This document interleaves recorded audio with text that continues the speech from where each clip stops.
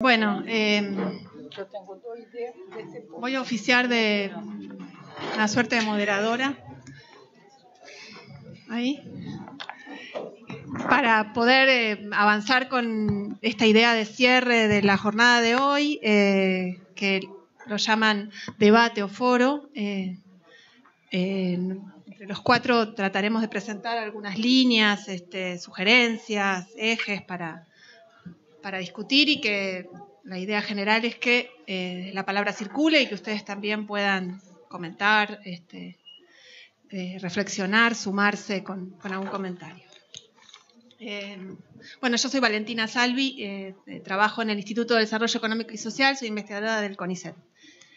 Bueno, voy a ser breve. En principio hay algunas cuestiones que me resultaron muy sugerentes y que están de algún modo, o que me interpelan a mí particularmente, enraizadas en cuestiones más locales, pero que creo que como problema pueden llevarse o pueden ayudar a reflexionar otros contextos, ¿no? Me parece que la cuestión contextual era algo que apareció desde el principio con la intervención de Leonor y de Natalia, enmarcando, ¿no?, nuestro trabajo en determinado contexto, lugarizar nuestro trabajo, situar nuestro trabajo y nuestra reflexión, ¿no?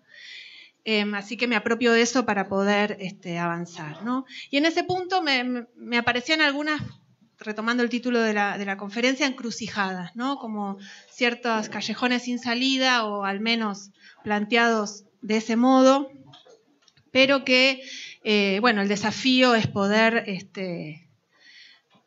salir de las dicotomías que esas encrucijadas colocan, ¿no? Y al menos me aparecían dos o tres para pensar. Vamos a ver si las puedo formular en su dimensión bien paradójica. La primera tenía que ver con esto que se mencionó en la primera mesa, ¿no? Esta cuestión de los relatos en primera persona, de los relatos de hijos, ya sean hijos de desaparecidos o de presos políticos, o en este caso las hijas o ex hijos e hijas de represores, ¿no?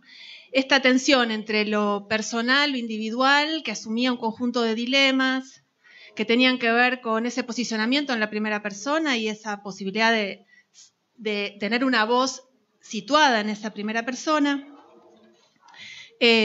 pero que al mismo tiempo esa primera persona traía un dilema ético, ¿no? Un dilema respecto de la relación con los padres, la historia de los padres, sea la historia de la militancia para algunos o la trayectoria como responsables del terrorismo de Estado para otros, pero aparecía la cuestión ética más claramente atravesada en el caso de los ex hijos e hijas, y digo, esa tensión entre lo privado, lo personal, lo afectivo y lo ético, que parecería que obligaba a esos relatos a salir de lo personal y proyectarse hacia relatos sociales, que incluirían todo esto que se habló hoy también, que son los procesos institucionales, las verdades públicas, los procesos de justicia, los proyectos educativos, ¿no?, donde esos relatos individuales, si bien están atravesados, aparecía como una cuestión central, el secreto y el silencio estaban en tensión con verdades públicas, socialmente construidas,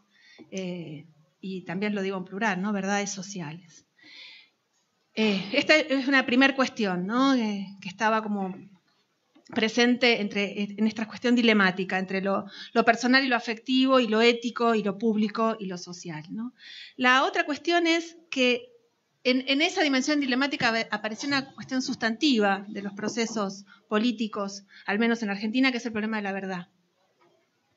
Y ahí aparecía otra tensión entre la verdad fáctica, es decir, ese reclamo que los propios hijos hacían en el relato de Leonor, respecto de si había información con la que contribuir y aportar, y una verdad social que circula, y que si bien, digamos, esa verdad social se construye y necesita de esos datos fácticos, es decir, de información concreta respecto de qué puede aportar, qué pueden aportar, en este caso los represores, esa verdad social no se reduce a eso, ¿no? Esa verdad social implica una dimensión ética que ya aparece en el relato individual y que es una verdad del reconocimiento de la propia acción. Es decir, esa verdad social tiene una dimensión política, tiene una dimensión ética, que no puede ser reducida a la mera información. Por eso me parece importante que esto es un elemento para discutir esto de a más justicia, menos verdad, ¿no? Que es un debate muy actual y que parecería que cuando hablan de verdad en esa consigna están hablando de verdad fáctica y no de una verdad social, socialmente construida y que recurre no solo al testimonio personal, sino también a los procesos institucionales que ya tienen 40 años de historia, al menos en Argentina.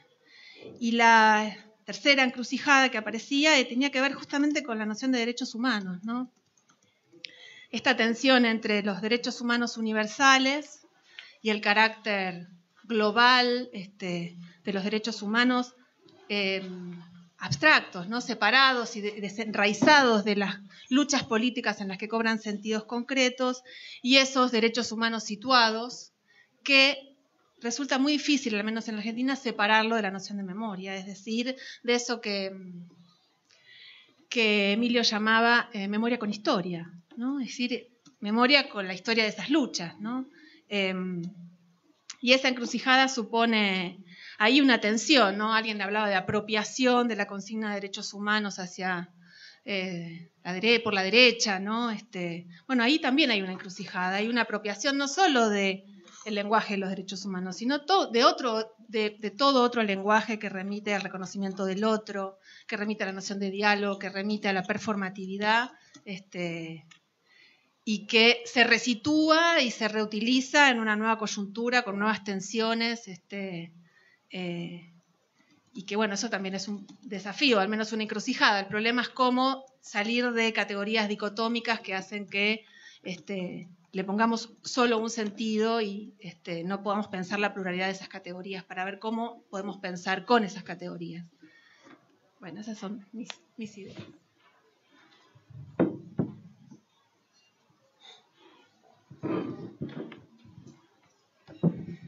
Bueno, es una obviedad decir que es imposible abarcar o resumir la complejidad de las discusiones que tuvieron curso hoy día y por lo tanto, de modo no demasiado hilvanado, voy a referirme a dos cosas que me siguieron resonando desde las participaciones de la mañana que encabezaron el coloquio, en la palabra de Natalia, de Leonor y de Matías también.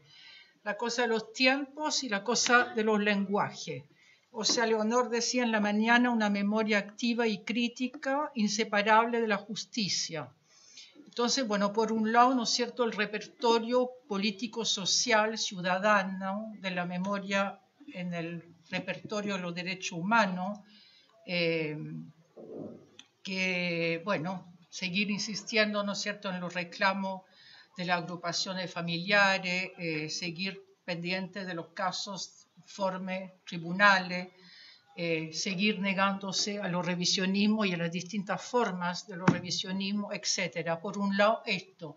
Y por otro lado, quienes trabajamos en el campo de las humanidades, de la literatura, la filosofía, el arte, en fin, este devenir, creo que también Leonor en algún minuto lo habló, el devenir simbólico, la memoria, o cómo trabajar con las simbolizaciones culturales de la memoria. Y ahí, junto con lo que decía Natalia, de repensar los tiempos, ¿no? Parecería que en el nunca más que evocaba Luis García estaría el nunca más a un pasado que no puede volver a repetirse, y aparecería entonces también como un pasado clausurado, en tanto pasado reprobable, ¿no es cierto? Y ahí la insistencia en la continuidad del pasado en el presente para que ese pasado no siga siendo objeto de condena. Ese es un tiempo, el tiempo de la continuidad. Y por otro lado está el tiempo justamente a la hora de configurar un devenir simbólico de la memoria, de retramar las relaciones entre experiencia, voz, subjetividad, discurso. Bueno, el trabajar con los intervalos, ¿no es cierto?, las fallas de una temporalidad agujereada y desde ya asumir un tiempo no concluido, ¿no es cierto?, un tiempo incompleto. Entonces, estos tiempos de que hablaba Natalia como un espacio a repolitizar o a politizar, me parece que tiene que ver con estos tiempos incompletos, esta malla entreabierta de significaciones inconclusas que deben ser retrabajadas una y otra vez. Lo estoy diciendo muy esquemáticamente porque sé que tenemos 5 minutos, que estamos todos agotados.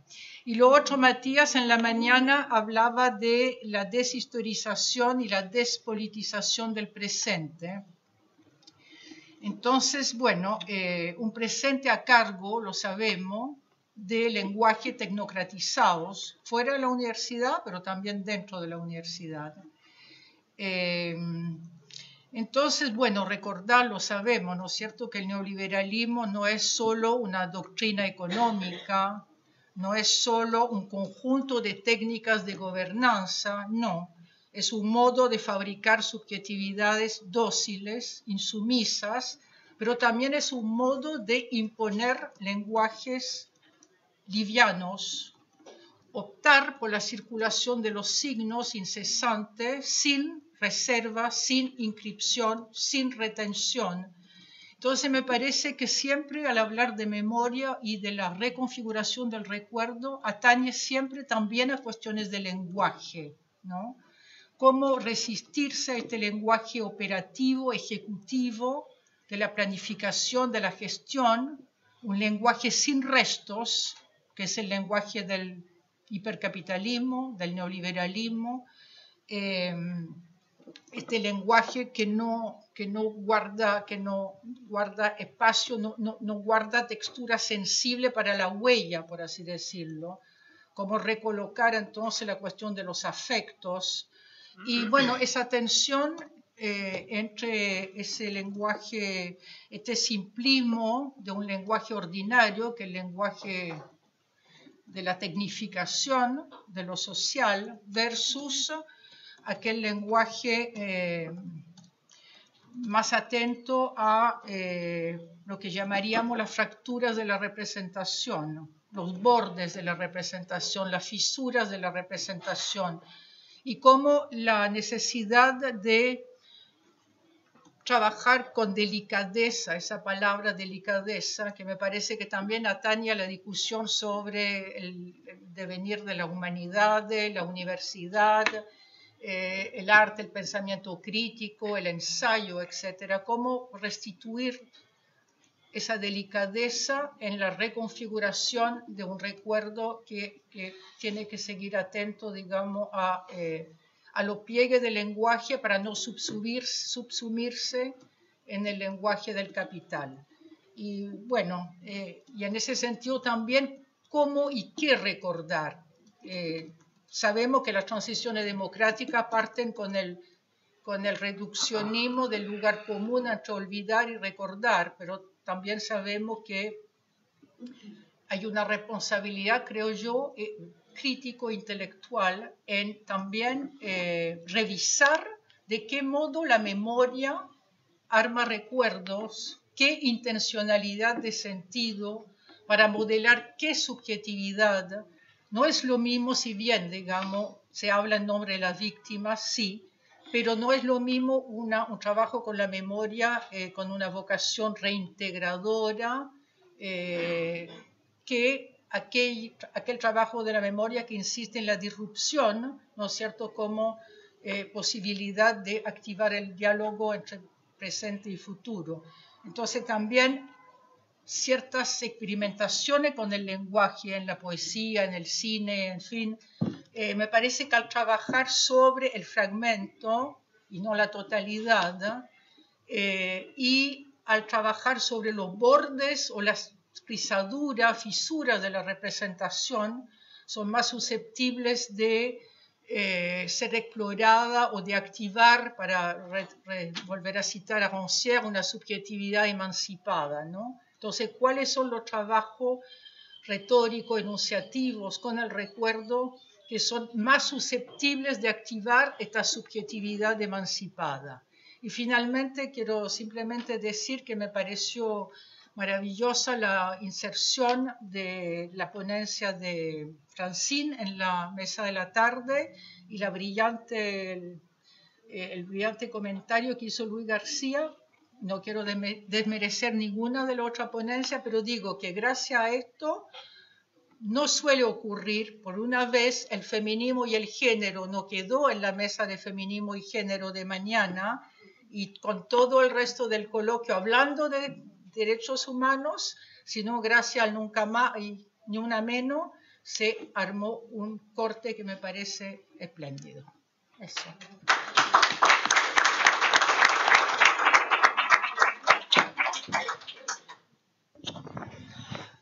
Bueno, hola, buenas tardes. Soy Pablo Yerzún de la Universidad de Chile. Me cuesta harto hablar, no solamente por la riqueza de todas las ponencias que hemos escuchado hoy día, los comentarios y todo eso, sino por algo que tiene que ver con mi propia memoria y que no puedo reprimir. Y le decía a Leonor, no puedo ir a hacer el tour. Tiene que ver, perdón que me levante, tiene que ver con algo que me hace recordar. Esa A con la B, esa es la A de Allende, ese era el logo de Allende. La B de viva, de victoria, de vamos, de venceremos, Allende.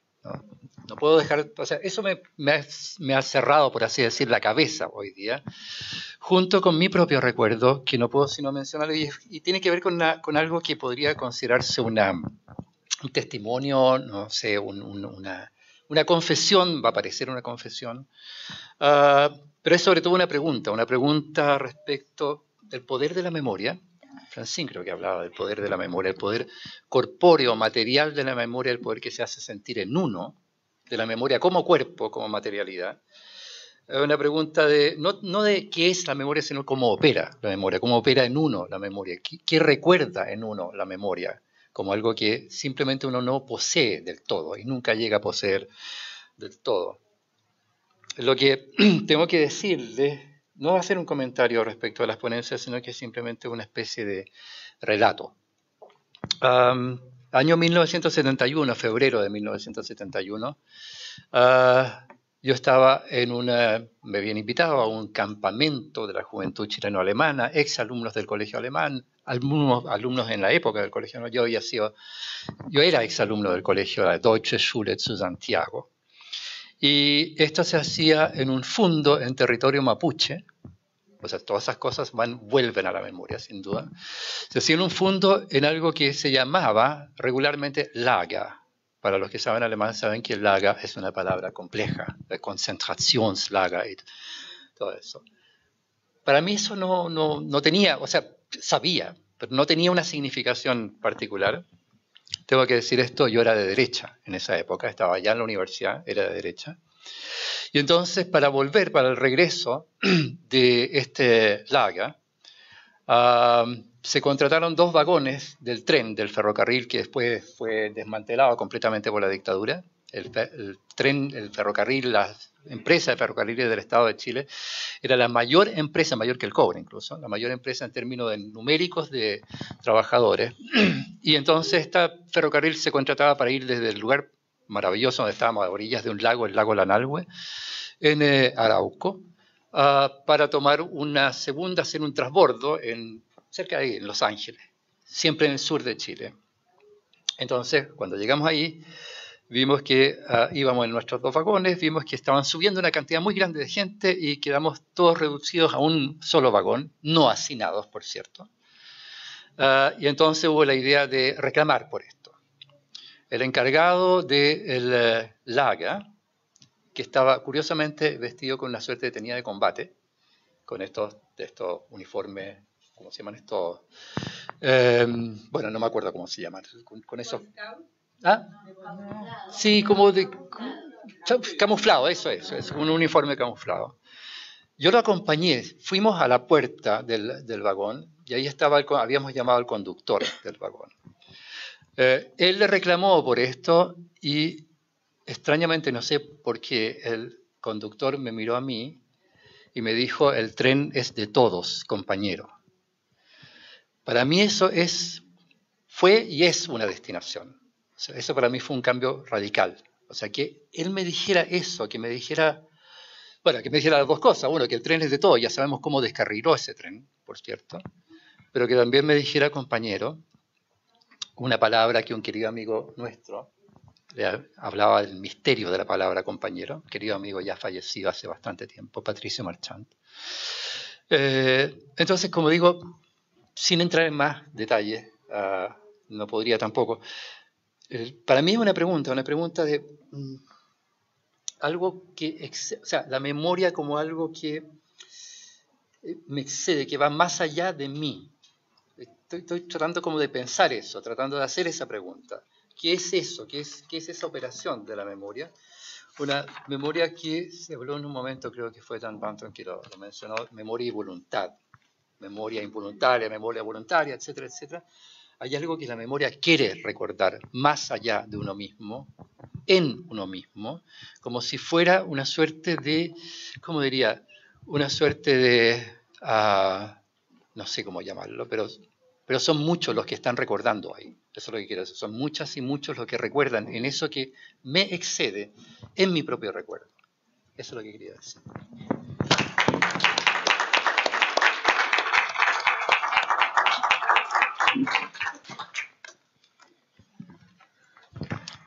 I am Felwine Sarr and I came from Gaston Yo soy Berger Felwine University Sarr in y Senegal. vengo de la Universidad de Gaston Berger en Senegal. A lot of interesting issues have been raised Muchos temas until this interesantes se han planteado durante first the la idea that mañana. En I primer think it lugar, was la from, idea que creo Michael que or planteó Michael, the idea that la constituting idea oneself de as que an uno se ethical constituye a sí subject mismo como un is sujeto a non-finished ético. job. Esto es un trabajo que no termina Also the idea nunca. that Y también el memories are argumento plural de que las and that the memorias implicate subject can use a wide implican range el hecho de que el of sujeto narration. puede usar un The amplio idea of rango de fragments, recursos, how la to idea de build or fragmentos rebuild y cómo subjectivity reconstruir or la subjetividad y la when the comunidad. traces are not here, Cuando when the traces los are rastros missing, o las huellas no how to build están, with a fragment. cómo And construir en base a my esos lecture of tomorrow will fragmentos. Y en mi interrogate this ponencia idea de mañana voy in the a context of ahondar African en countries. esta idea dentro de lo que son los países The last idea africanos. that Y la interested me was última the idea que me relation interesó between mucho fue la relación memory and time. entre la And I memoria want to y el tiempo. reflect a bit Y on this quisiera last relation, reflexionar un poco memory and time. sobre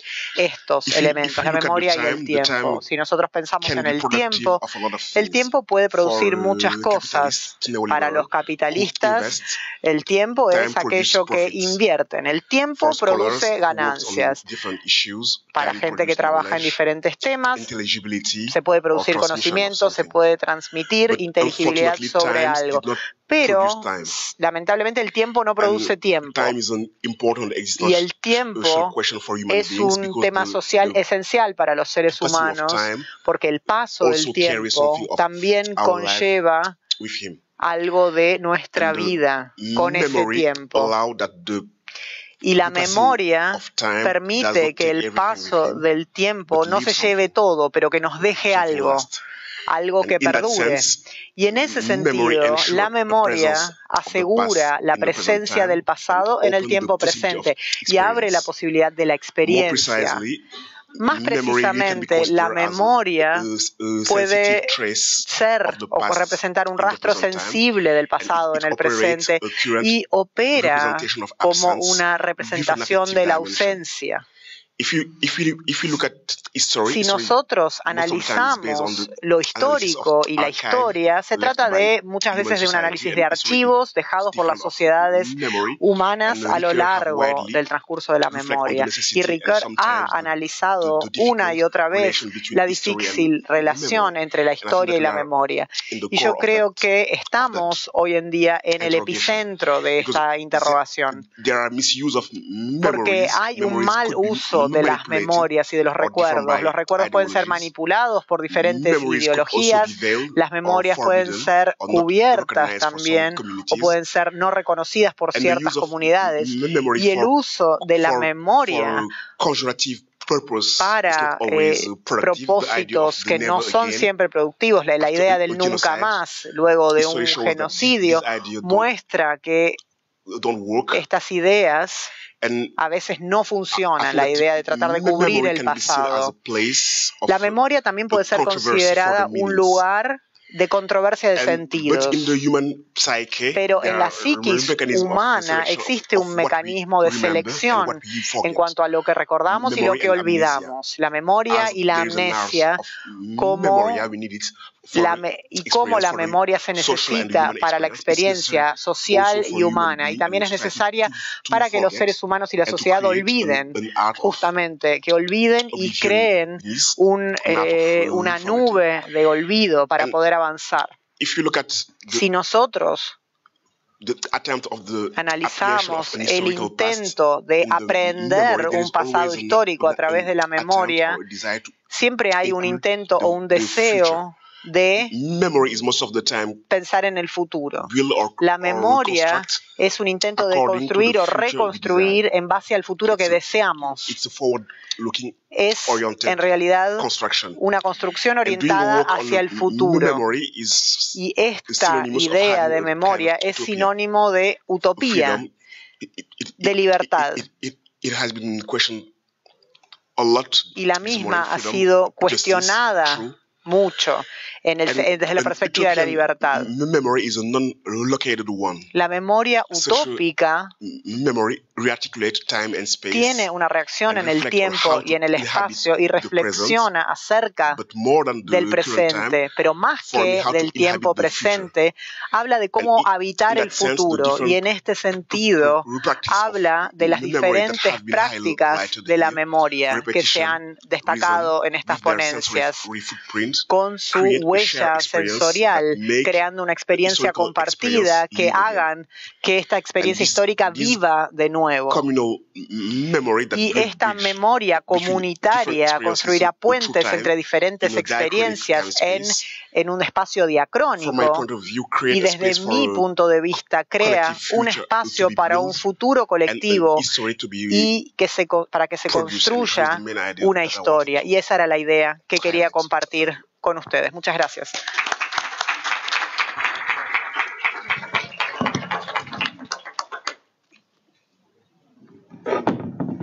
Bueno, yo oficio voluntariamente de moderadora, pero la idea es que cada uno pueda comentar, sugerir, reflexionar, ¿no?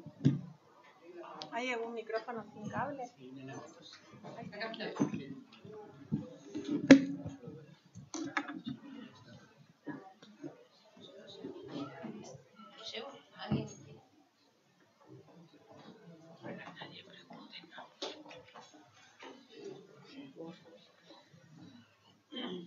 Gracias.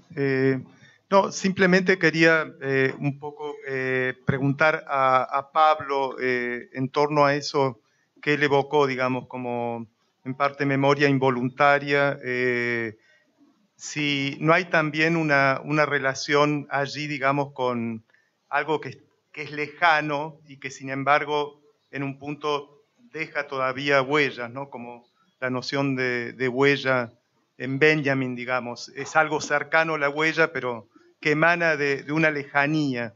Entonces, en conexión, digamos, con esa lejanía, tú evocabas el tema, digamos, de Allende, que hoy nos suena efectivamente lejano desde esa perspectiva. Me pregunto si no hay siempre en relación con la memoria un fondo de lejanía inmemorial en un punto, que sin embargo la constituye o que por lo menos es condición de su posibilidad. Entonces, quería preguntarte y también un poco a la mesa, ¿cuál es la conexión que habría entre la memoria y lo inmemorial?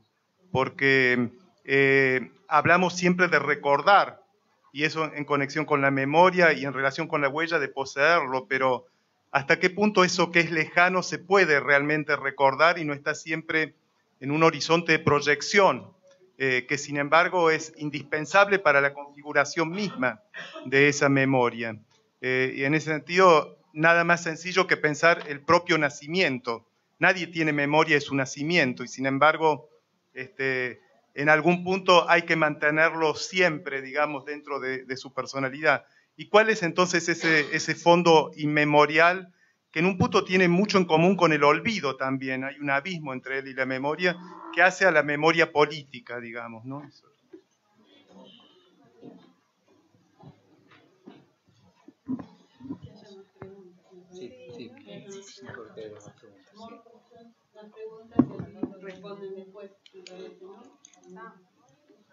Bueno, yo hago una pregunta, ya que me paré, breve, que era algo que decía Valentina, que quería retomar el planteo de Mariana de hoy a la mañana, porque Valentina decía el tema de cómo evitar una serie de dicotomías, o cómo trabajarlas, ¿no?, a esas dicotomías. Y a partir del planteo de Mariana de hoy a la mañana, yo pensaba en que Mariana señalaba la necesidad de dos gestos que son contradictorios inmediatamente. Uno es el de efectivamente habilitar una sensibilidad para la ambigüedad interna, para las contaminaciones y en ese sentido evitar un pensamiento purista y dicotómico. Pero el otro gesto que yo hoy quiero reivindicar es el de trazar delimitaciones políticas que en principio a veces, claro, hoy queda peor, ¿no? Porque está más me parece, el tema de despertar o retener abierto la sensibilidad para la crítica de las dicotomías. Y yo no querría identificar estas delimitaciones con dicotomías, justamente me parece que parte del chiste es evitar que se transformen en dicotomías. Pero hay algo poderoso y una potencia política y ética necesaria en no renunciar a las limitaciones por miedo a quedar dicotómico. Es eso.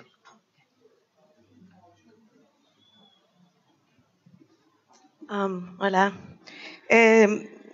Muchas gracias por compartir todo lo que han compartido. Me conmueve mucho porque yo soy boliviana y de chiquita crecí en dos dictaduras, de Banzer y de García Meza. Entonces este tema es algo que me toca muy a fondo. En particular quería expresar que lo que dijo Nelly sobre bueno, voy a volver a interpretar de otra manera. Para mí también se trata del proceso activo del Estado y de las compañías y las corporaciones del capitalismo de asistir el olvido y de prevenir, digamos, el acuerdo colectivo, ¿no? de acordarse colectivamente, especialmente si uno, digamos, es chiquito y no se acuerda realmente, no puede reclamar esas experiencias, esa idea y específicamente del proceso, bueno, de genocida, ¿no? Y la idea de never again, y que como eso no funciona en varios sentidos, y en esto de Fellwin, la idea de que never again es tan problemática porque never again constantemente está ocurriendo, ¿no? Es un proceso que ahora mismo estamos batallando el genocidio en todo el mundo, en diferentes lugares, y estamos ignorando esa realidad. Entonces, mi pregunta, no sé si es más comentario que pregunta, pero es un poco sobre, entonces, el próximo paso es ¿cuál es el acto de resistencia?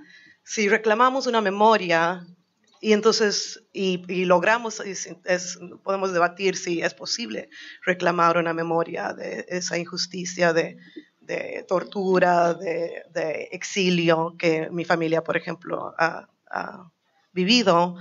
Después, ¿cuál es el próximo paso de resistencia?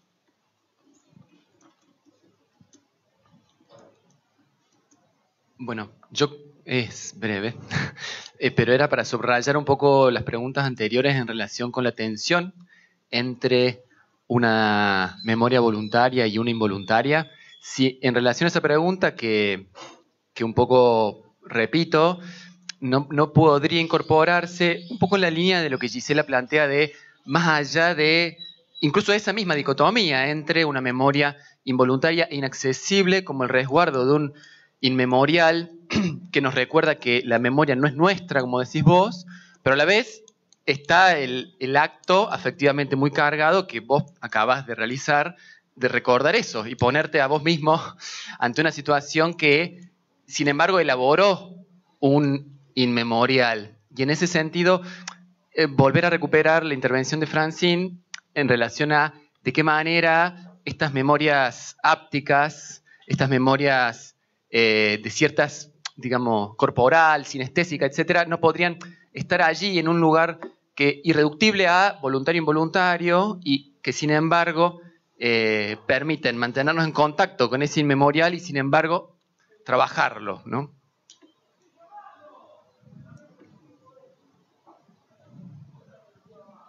Hola. Yo quería, por un lado, recuperar un gesto que me pareció como muy interesante de Nelly en el sentido de traer este lugar donde estamos discutiendo teoría crítica, la reflexión crítica sobre el propio lenguaje sobre el cual construimos teoría. Y un poco devolverte esa pregunta o formularte, que nos ayudes a pensar cómo estás pensando esa pregunta en relación a los lenguajes que usamos para construir teoría, digamos, y cómo escapar a esa tecnologización que también nos impone el lenguaje académico, ¿no? En esta, digamos, si estás pensando en hibrideces entre incluso el lenguaje académico y otros, o qué otras formas encontrás en eso.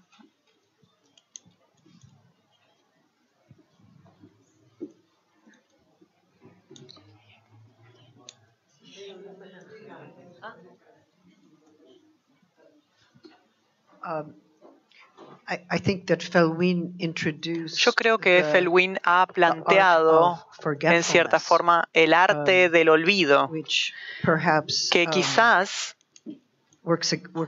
trabaja en contra del nunca más, o quizás trabaja con el nunca más. Y me gustaría escuchar más sobre eso.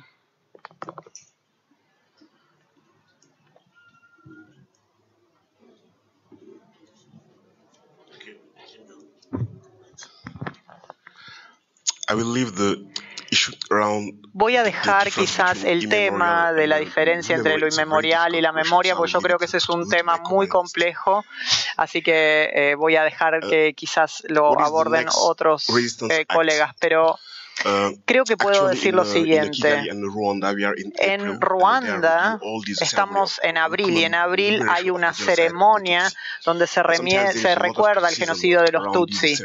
Y hay mucha crítica a esta ceremonia porque se habla de si es útil, si sirve, o el uso ideológico de la memoria. Se dicen muchas cosas al respecto y se dice si están tratando de infligir culpa, etc. Se dicen muchas cosas al respecto. Probablemente uno de los pasos es la producción de la verdad social, aun si la idea de verdad es problemática, pero hay una necesidad de producir algún tipo de verdad social. Este es un tema importante y fundamental. Y una verdad histórica también. ¿Qué pasa y cuáles son los rastros? ¿Cuáles son los archivos? ¿Y cómo podemos reflexionar con respecto a esto? Entonces, el tema del significado y la explicación de todo el proceso y el tema de la cura, de la sanación, de la reparación, de realmente el intento de reparar y sanar. La justicia tradicional se relaciona con este tema de comprender y entender lo que significa sanar, curar, reparar. Estos procesos son fundamentales para la sobrevida de las personas que experimentaron esto. Ellos lo dicen todo el tiempo, que ellos necesitan la verdad y la justicia para lograr esa reparación. Y necesitan la reparación para sobrevivir. Entonces, para mí, ese es el siguiente paso. Y no importa cuán oscura haya sido la experiencia, nosotros la podemos dominar de una determinada manera. Entonces, destacar y echar luz sobre esa experiencia es parte de ella. Además, tampoco podemos recordarlo todo. La psiquis humana y la sociedad necesitan tener un lugar para el olvido, un lugar donde regeneran, donde hay una cierta rebelión. Porque cuando la carga es tan pesada debemos pensar en cómo avanzar hacia el futuro. Pero hay una línea muy fina de equilibrio entre remembrance and el the recuerdo necessity of necesario y la oblivion. necesidad de olvido. But it's also necessary for an individual life. Pero to para leave la some vida part of the individual experience on se the board deben dejar partes de las and to move on. experiencias en el pasado y avanzar. Francisco, bueno, la palabra inmemorial para mí es una palabra absolutamente definitiva, por así decirlo. Yo, o sea, no tengo la menor idea de cómo responder a tu pregunta, ni a la observación que hacía Luis, pero lo único que se me ocurre decir es que me parece que uno puede pensar que lo inmemorial es lo que se resiste al olvido, precisamente. O sea, no lo olvidado, no lo sepultado, no lo definitivamente obliterado, sino que lo que se resiste en nosotros al olvido y que reemerge. O sea, reemerge, no sé si reemerge a la manera del relámpago, un poco benjaminianamente, no tengo idea cómo reemerge, porque cuando reemerge uno no tiene control sobre eso, no tiene absolutamente ningún control, ni tiene ninguna capacidad de poder hacer una suerte de análisis simultáneo de lo que está ocurriendo. No hay manera, o sea, reemerge y eso le impide a uno justamente hacer una consideración sobre eso. Pero pienso que, digo que se resiste al olvido y estaba pensando, y perdónenme que sea tan personal para todas estas cosas, pero no puedo evitarlo. Estaba pensando cuando estaba haciendo un seminario sobre el Gorgias en la Universidad Católica del año 85, si no me equivoco, 86 o algo así. Mi idea era hablar del Gorgias como una suerte de primera fundamentación de la metafísica, el origen de la metafísica, si quieren decirlo ustedes así. La discusión con Polos me interesaba todo el diálogo. Me interesaba ese argumento socrático tan provocativo que es mejor exponerse uno mismo al castigo antes que huir de él, que eso es justamente la sustancia de lo moral, por así decirlo, de lo ético. Y toda la consideración de Platón sobre el castigo tenía que ver con, por una parte, con que se castiga en nombre de una justicia, aunque no tengamos el protocolo de esa justicia. Entonces el castigo es como performativo. El castigo crea una justicia que lo autoriza y lo funda, por así decirlo. O sea, no hay justicia antes del castigo, por así decirlo.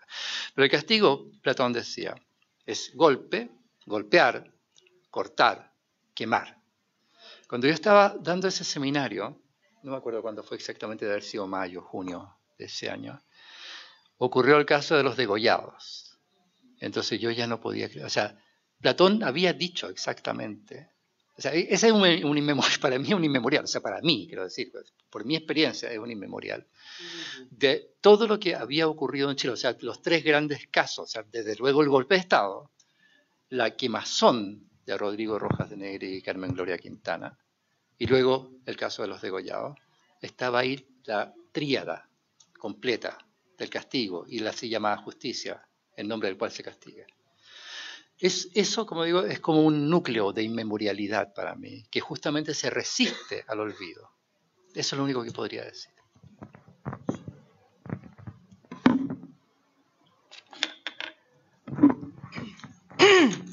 Bueno, la verdad que yo tampoco sabría cómo responder a tu pregunta, porque más que apuntar a una determinada forma de lenguaje, es más bien traer la atención sobre el tema de los lenguajes. Y también se hablaba de la dicotomía, o podríamos decir de las tensiones o de las paradojas, entre, por un lado, ¿no es cierto?, el lenguaje de los derechos humanos, que a nivel de políticas de Estado, políticas de la memoria, bueno, un lenguaje del dato, un lenguaje de la cifra, el número de víctimas, en fin, el lenguaje de una verdad consignada, por así decirlo, de un pasado que debe ser irrefutable en la consignación de esta verdad, ¿no?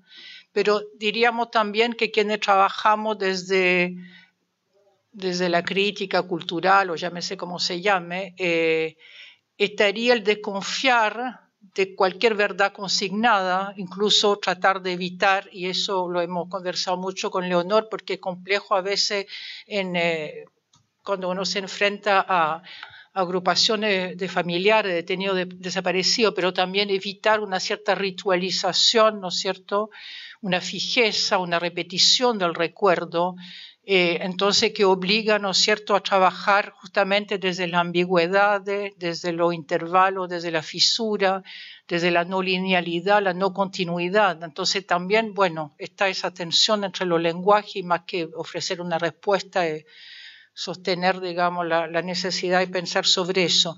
Y respecto de tu otra pregunta, bueno, no sé, yo creo que todos tenemos siniestra experiencia de que realmente ninguna cuenta de la memoria está definitivamente ganada.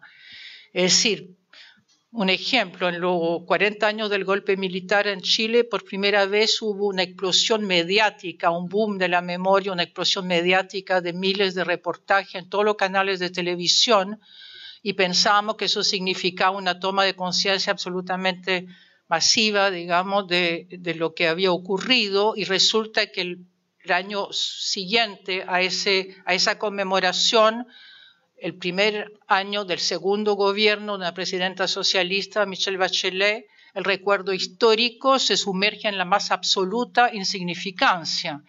Y para qué decir, digamos, lo que está pasando con Bolsonaro y, en fin, diversos discursos de ultraderecha que están reivindicando la dictadura, una cosa que uno no se hubiese imaginado. Entonces, no sé cuál es el próximo paso. Lo que sí sabemos, ¿no es cierto?, que las amenazas del presente se van renovando incesantemente y de una manera perversa e inimaginable. Por lo tanto, más que perfilar un horizonte, digamos, de avance y progreso, es más bien redoblar la vigilancia y, bueno, nada, imaginar distintas estrategias a medida que surgen estas amenazas. No se me ocurre otra cosa, pero nada está definitivamente ganado, nada. No, solo para retomar el comentario de que muchos años pasamos pensando las dicotomías en algún momento, éramos muy jóvenes. Y sí, digamos, me parece que hay una paradoja, digamos, o al menos hay una formulación paradójica que es cuando vemos que ese lenguaje abierto, multivalente, riquísimo, comprensivo, termina en un dispositivo que funciona produciendo el efecto exactamente contrario, nos obliga a volver a categorías que permitan delimitar, categorías que nos permitan ver las posiciones, identificar las posiciones en el escenario, para poder comprender, porque es una formulación paradójica, porque al mismo tiempo perdemos cierta riqueza, pero el escenario nos obliga, ¿no? Por lo menos me parece que es algo que nos interpela acá en este momento, en este contexto, en este país, esa necesidad de volver a delimitar categorías y reivindicar ese cuidado respecto de los sentidos socialmente reconocidos y emancipatorios, o al menos de lazo social que generaron esas categorías, ¿no?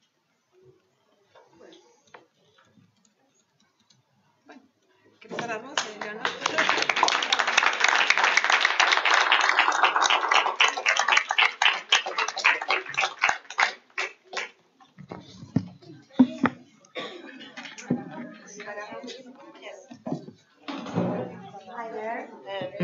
So, thank you everyone for being with us. Muchas gracias a todos por estar con nosotros. Nos vemos mañana a las 10:30. Y estar con nosotros con este calor durante todo el día en estos paneles tan densos y tan largos y tan sustanciosos. Nos vemos mañana a 10:30, ¿verdad? Gracias y gracias a todos.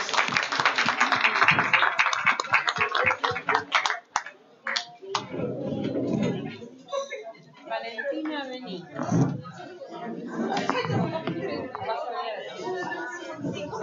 Mira, voy a